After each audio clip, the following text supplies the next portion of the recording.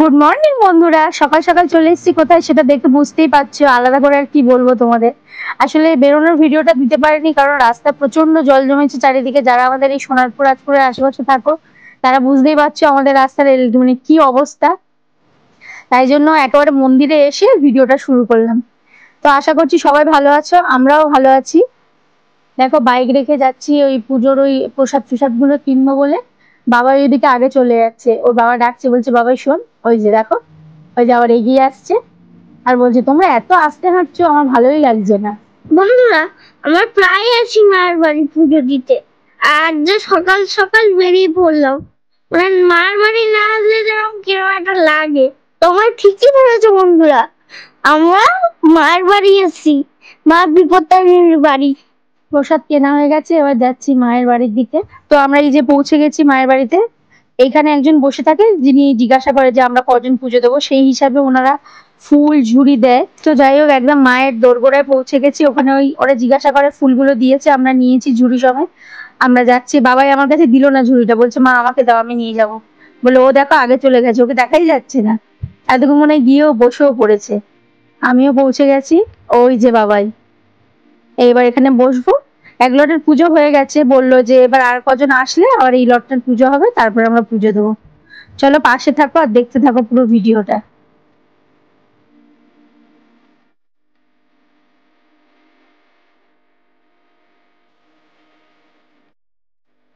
আমি ভেবেছিলাম আজকে অন্তত একটু ভিড় কম হবে, কিন্তু ভিড় আছে ভালোই। অবশ্যই এটাকে ভিড় বলবো না, কারণ অন্য অন্য বারে যখন আসি শনি মঙ্গলবারে মানে এখানে দাঁড়ানো যায় না, এত ভিড় থাকে। তো মায়ের বাড়ি প্রতিদিনই খোলা থাকে, ওই জন্য ভিড় তো হবেই বলো। আমাদের পুজো দেওয়া কমপ্লিট হয়ে গেছে। এখানে নিয়ম আছে যে পুজো চলাকালীন মায়ের এখানে কোনো ক্যামেরা অন করে রাখা যাবে না। আর তোমরা তো সবাই জানো এখানে সেলফিও তোলা বারণ। ওই জন্য আমরা ওগুলো বন্ধই করে রেখেছিলাম। এখন সবাই যাচ্ছে মায়ের পায়ে হাত দিয়ে প্রণাম করতে। এইটা হয়ে গেলে আবার সিঁড়ি দিয়ে নিচে নেমে চলে যেতে হবে। তো যাই হোক বন্ধুরা, অনেক তো কথা হলো, এবার দেখে নেওয়া যাক মায়ের সেই মিষ্টি মুখ। এটা দেখলে সত্যি বলছি শুধু আমার বলে নয়, সকলেরই মন জুড়িয়ে যায়। তো যাই হোক বন্ধুরা, যতটা পারছি তোমাদেরকেও তুলে ধরার চেষ্টা করছি মায়ের মুখটা।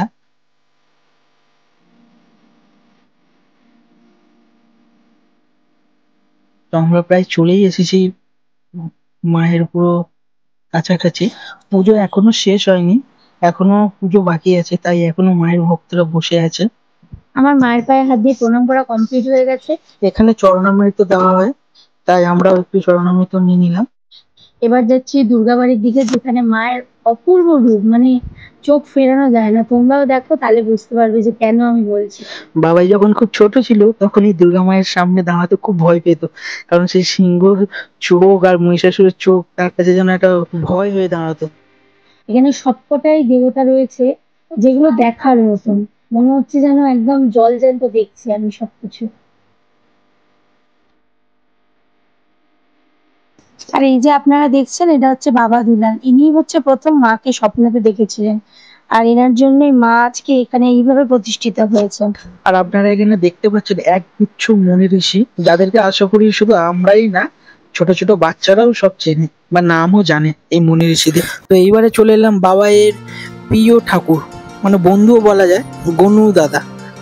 ও দেখলেই শুধু বলে যে এটা আমার গনু দাদা, আমার মতো দেখতে, শুধু ওনার সুর আছে আর আমার সুর নেই।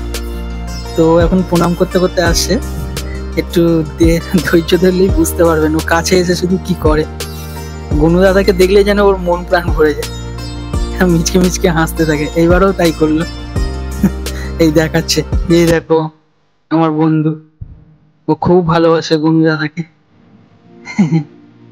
এবার ওপর থেকে নিচে নেমে আসলাম। নিচেও আরো প্রচুর দেবতারা রয়েছেন, যাদের দর্শন আমরা তোমাদেরকে করাচ্ছি, দেখো।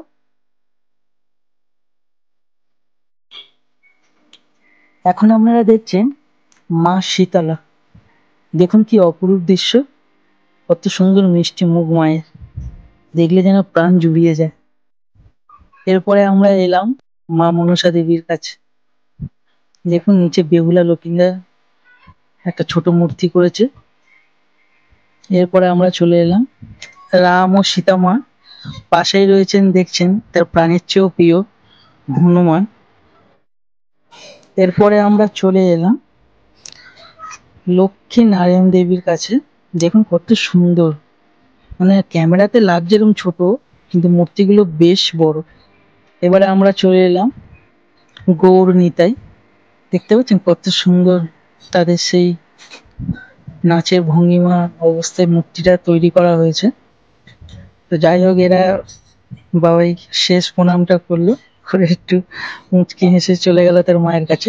এইবারে আমরা যে জায়গাটা যাচ্ছি, এইখানে কারা কারা এসেছেন তারা অবশ্যই কমেন্টে জানাবেন, কারণ এই জায়গাটা অনেকেই মিস করে চলে যায়, অনেকে চোখের আড়াল হয়ে যায়, কিন্তু আবার অনেকে গিয়েওছে। তো যাই হোক, আপনারা দেখে বুঝতে পারছেন। এনাদের মুখে শুনেছি যে এখানেই বাবা দুলাল থাকতেন, তাও ওই জন্য এখানে এই ঘরটা এত সুন্দর করে এখন ডেকোরেশন করা হয়েছে। দেখো, মনে হচ্ছে পুরো রাজবাড়ি, মানে রাজপ্রাসাদ যাকে বলে।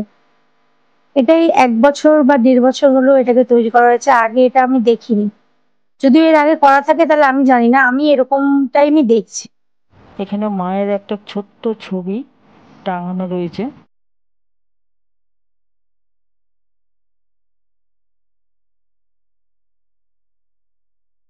ওপরের পুজো কমপ্লিট করে এবার বেরিয়ে পড়েছি রত্নবেদির দিকে ধূপ আর মোমবাতি জ্বালানোর জন্য।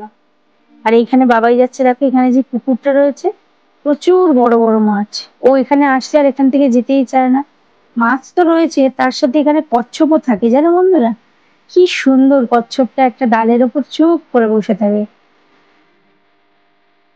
ওকে আমি বলছি যে চল, আর দেখতে হবে না, এই দেখো কত সুন্দর, মানে একদম। এই দেখো এই দেখো এই দেখো মাছগুলো, দেখো কি সুন্দর। সারাক্ষণ তুমি এখানে যখনই আসবে দেখতে পাবে মাছগুলো এরকম খেলা করছে, আর তার সাথে কচ্ছপ, মানে দারুণ। মানে সকালবেলা এলে এখানে মানে মন ভালো হয়ে যাওয়ার জিনিসগুলোই সব এখানেই আছে বলতে পারো।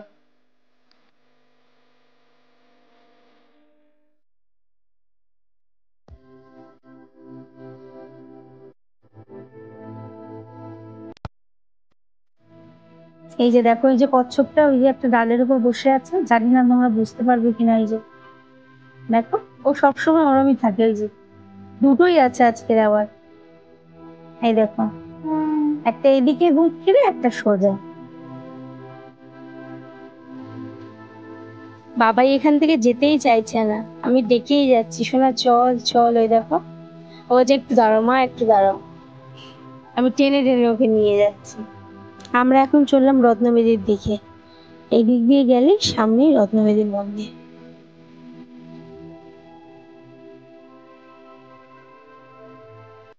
তো বাবাই তখন কচ্ছপগুলোকে অতটা দেখতে পাচ্ছিল না, এখন যে এখান থেকে গেছে কচ্ছপটা ঠিক ওর চোখে পড়েছে। আমাকে তাই বলছে, এই দেখো বাবা, দুখানা কচ্ছপ বসে আছে ওরে। তখন ঠিকভাবে দেখতে পারিনি।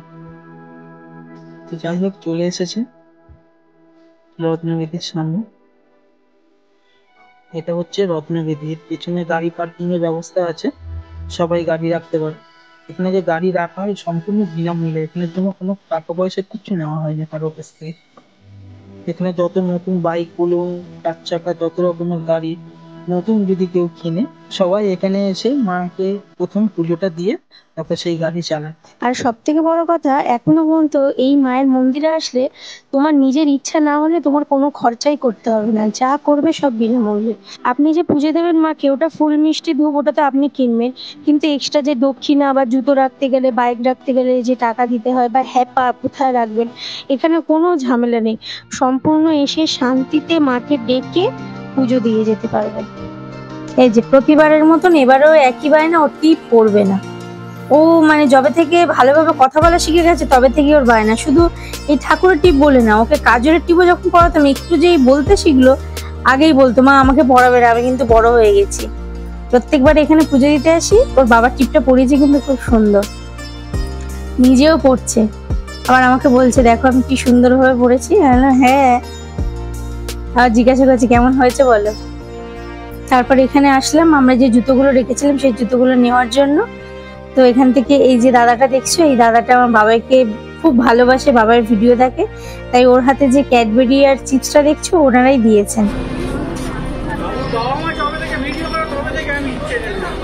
আর এই যে এখানে যত মানে আশেপাশে দেখতে পাচ্ছ দাঁড়িয়ে আছে, সবাই বাবার ভিডিও দেখে, এক কথা বলছে এই যেখানে একটু সবাই দাঁড়াচ্ছেন ছবি তুলবে বলে এখানে একজন এসে বলছে কিরে তুই তো খুব সুন্দর ভিডিও করিস।